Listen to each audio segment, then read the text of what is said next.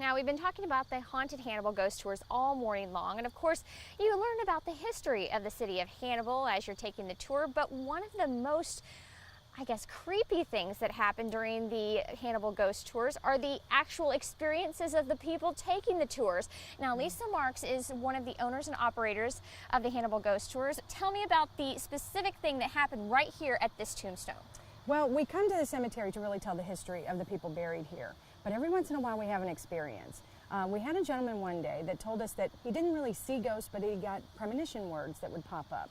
And I said, well, if that happens, you'll let us know. So we get to the cemetery and he says, okay, I'm hearing the word Edward and the word Texas. Wow. And I said, well, I know there are a lot of Edwards in the cemetery, but I know Texas. There's a headstone that the largest word on the headstone is Texas. It's actually Fred Long buried here. And he said, well, that's the marker, but that's not Edward, so let me see if I can find Edward. So he walks away. Well, as I'm standing here, a woman walks over with her camera, and she had just taken a picture in this area and had this big orb in the picture, which is kind of a way of sensing some paranormal activity. So we're talking about her picture. Then another lady walks over, and she says, you're not going to believe this. There's a ghost standing right over there. Whoa. And she described like an 8, 9, 10-year-old boy and kind of described what he's looking like, right? Now I can't see ghosts, so I'm looking around, I don't see anything.